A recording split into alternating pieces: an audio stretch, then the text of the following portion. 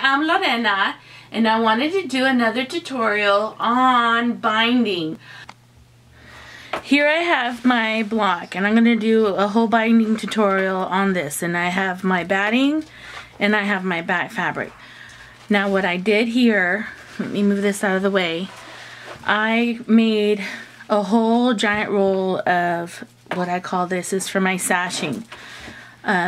I went ahead and I have this is a 2.5 inch, and I cut 2.5 inch strips.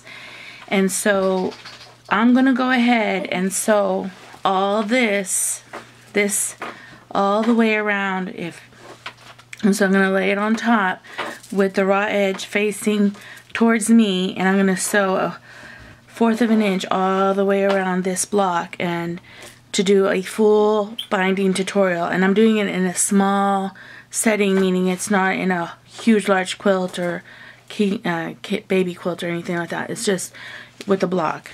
So this is what we're going to start on.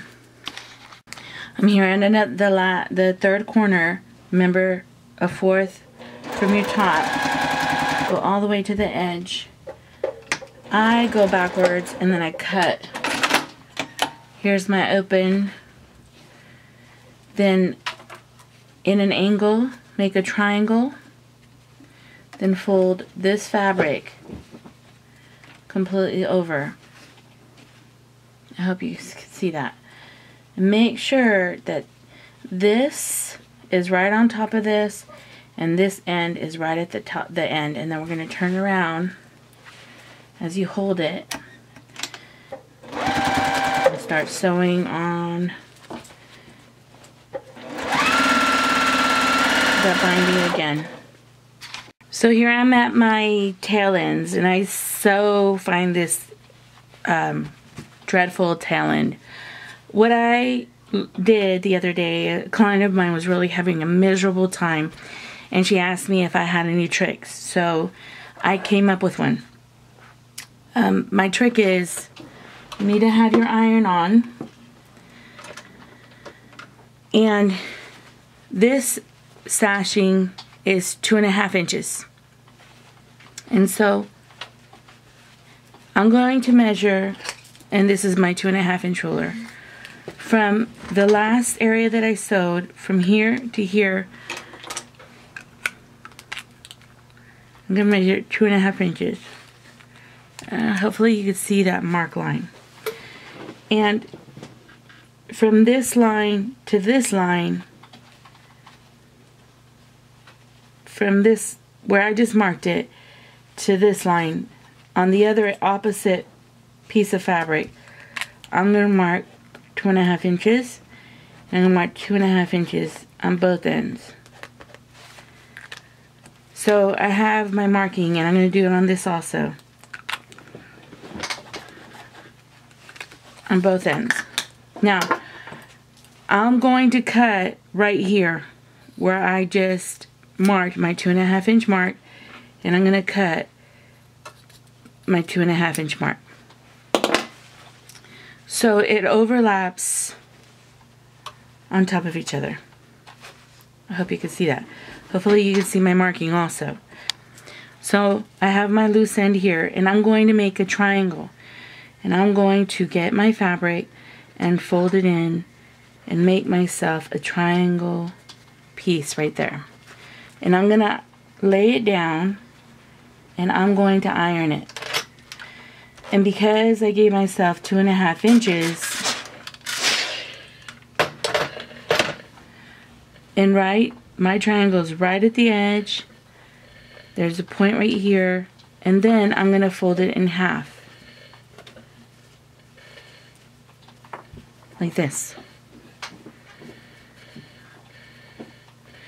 And then I'm going to iron that.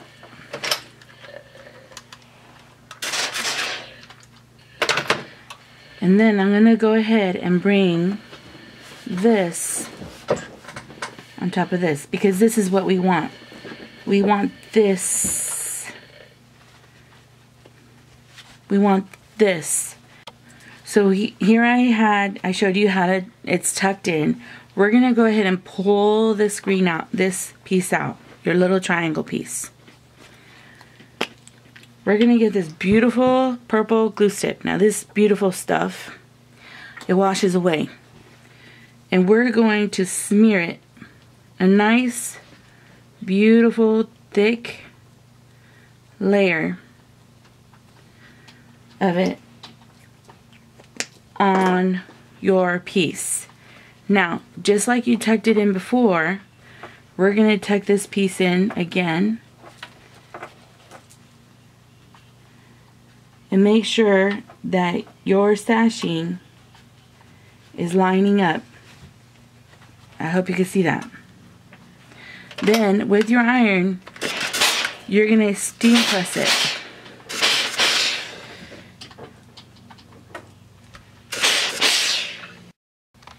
So I have just steam pressed it with my iron. Now I'm going to open this puppy up.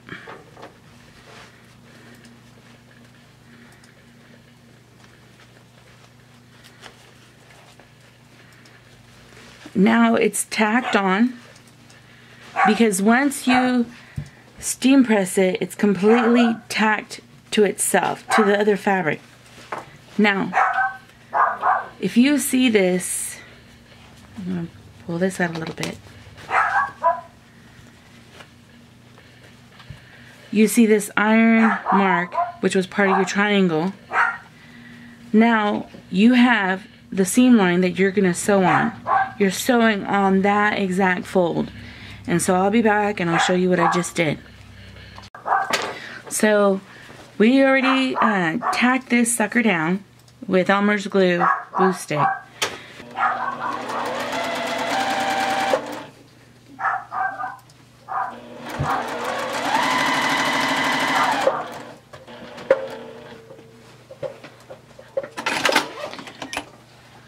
Hopefully you saw that.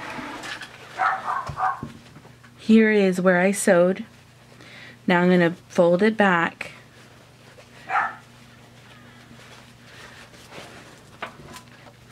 So I just sewed my dogs. I just sewed this on that seam line where we had the iron. I just sewed it, and I'm going to go ahead and pull my fabric. And it's just going to tuck in there, and you see that perfectly mitered, and I'm closing the end. Now, after you do that, you go ahead and get your scissors, and you cut that extra fabric off. You push it back in, we iron it, and there's your, it fits perfect. You don't have any puddling. Sew this end, and then I'm done sewing all the binding on top of the little quilt top. So I'll be back. I'm going to roll this over. I'm going to put my glue. And this all washes away. And here's my miter corner. What I notice, and I also do this when I'm doing machines binding from the back, your fabric tends to buckle and run up on you when you're sewing it. If you do this, it will not run up on you.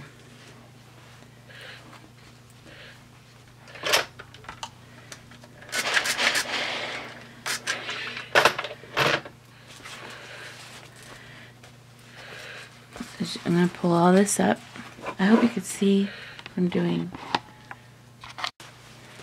And here's this corner. I'm going to iron.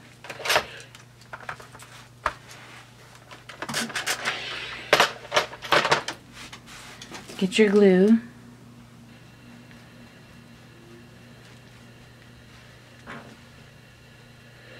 I'm going to put the glue on this corner. And I'm going to make sure that there is a 90-degree. Let me bring it here. Make sure that this is 90-degree corner.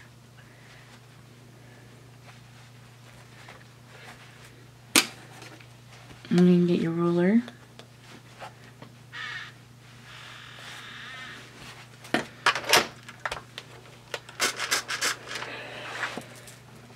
And you roll.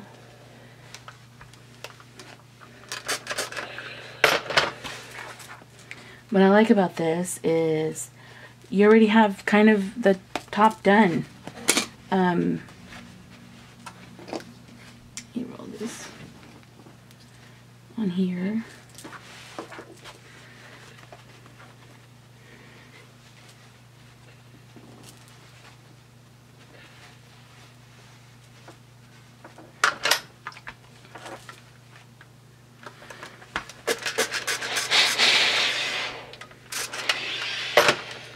Make sure I tack it right.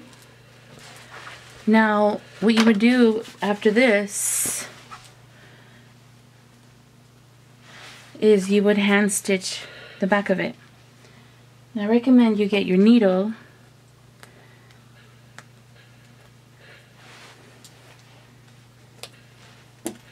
and so here are your miter corners. Let me see if I can put you. There's the miter corner. And then here's your miter corner in the back.